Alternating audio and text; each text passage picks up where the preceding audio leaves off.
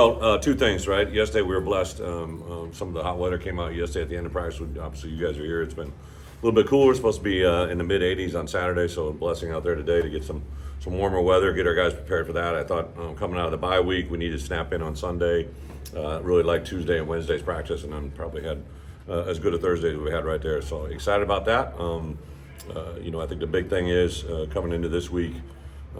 The similarities of our schemes, right? Like there's a little bit of offensive, defensive, some special team stuff, but as always, it's a Big Ten game versus Big Ten game, a trophy game, a lot of stakes, so we're expecting their best and excited to get to Saturday. So with that, open it up.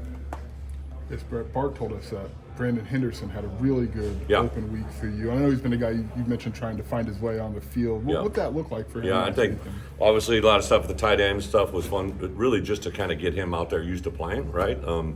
And during the bye week, worked him a lot at both guard spots. I think he'll be in there more than he's ever been at the true offensive line position. Still have the big package with him at tight end, but yeah, I think he'll play more in this game than he has all fall. What did he show you guys during this week? Brandon's a good athlete. He's a very intelligent player.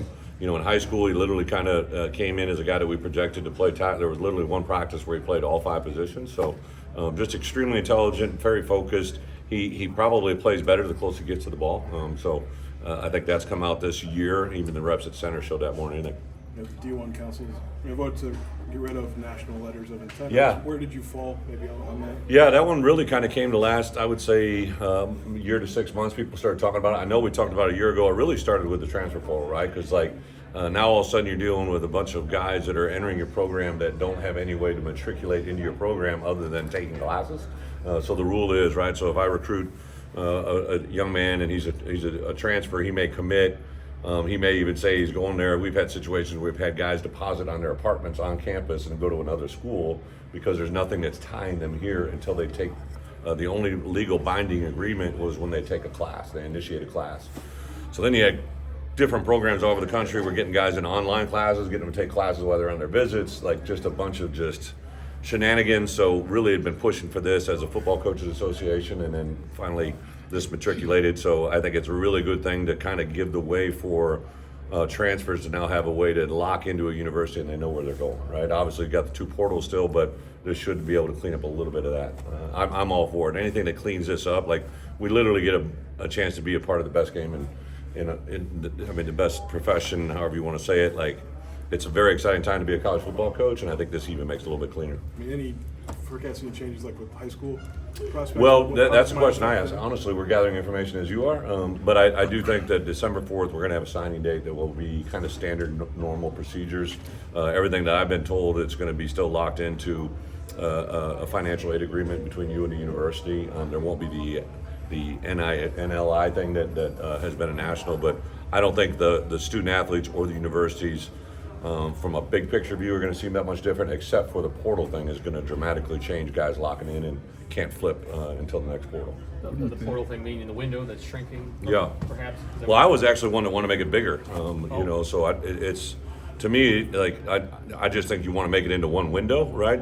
I suggested going 60 days, December 1st to February 1st, and kind of giving the kids more of an opportunity.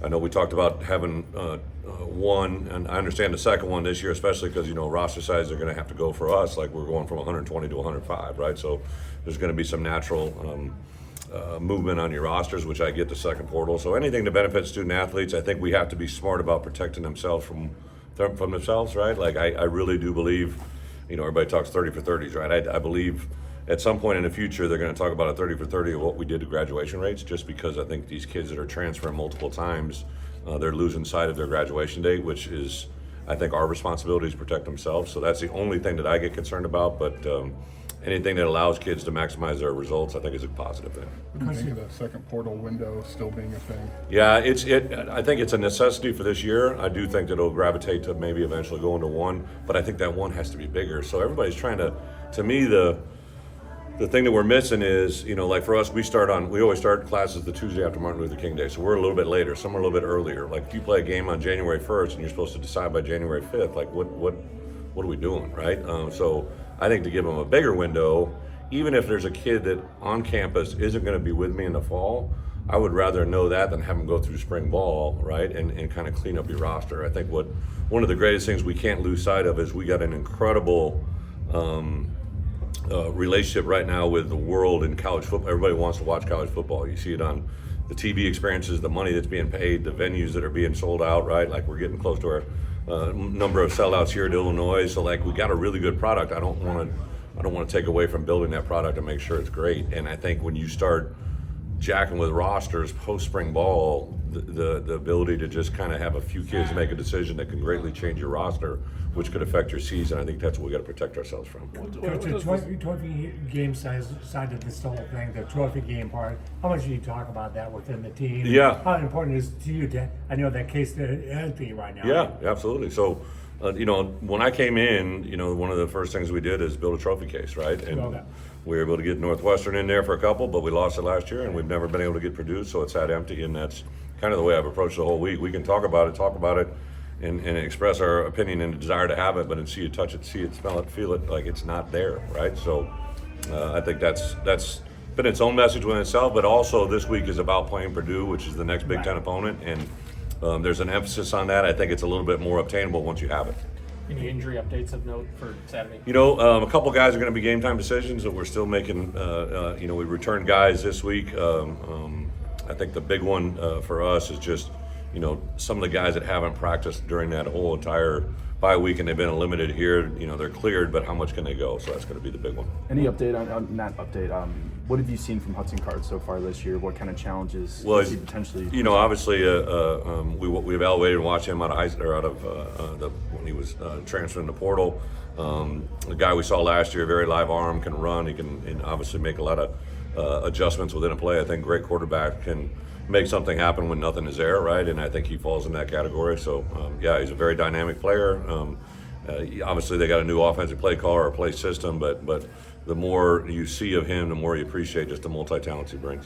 I know it's not until next weekend, but to have a second sellout after not having one for several years, what does that say about the program, but also this fan base? I appreciate the question, but if you want to sell out Saturday this week, that's what I'd like to have. We'll worry about next week when next week gets here. But it really became apparent to me during the bye week. We're traveling across the country. I'm with a couple of my coaches, and just the way people, like sometimes people would see that we're at Illinois football, but they didn't necessarily know who the hell I was, and they would grab you and talk about the program and what they saw and the games they watched. So exposure is a great thing, right? I mean, listen, I love doing media, but the reason coaches do media is to give exposure for their program. That's what the name of the game is in this NIL world and in recruiting and in all the things that matter. The more exposure you have, the better things are. And to showcase Memorial Stadium this weekend as well as next, we got 3 games out of the next 4 are here at home. That's a big deal. I'm talking to Robbie, more after this Robbie Disher the other day. He'd mentioned Jordan Anderson's name. Yeah. I'm just curious if that's been a move you guys have made, or if he's getting any reps with. Yeah, so on the field, you guys have seen him a little bit playing in non-traditional running back position. So he's kind of dual rolling between tight end and running back. Also trying to get involved in special teams. I love Jordan Anderson. I've been a huge fan since Joliet Catholic, right? I distinctly remember during high school evaluation, he caught a little corner route as a tight end or as a tailback, and I'm like, man, this guy might be a tight end. So I think when we had some injuries at that position, it's a suggestion we made, and he ran to it. He and I had a meeting and did it. Now he has kind of dual rolled, right? Because Aiden was a little bit banged up, Caden was a little banged up, Josh was a little banged up. So we haven't been able to fully switch it, and it's a true credit to him. He's an incredible student of the game. He's got great awareness. I'm really excited just to get him on the field and see what he can do.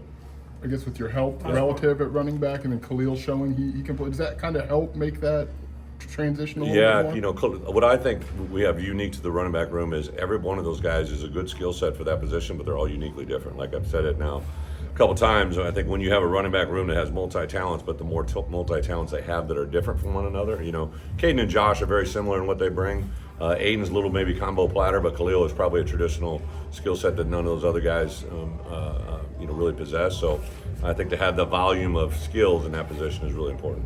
Thank you, guys. Thank you.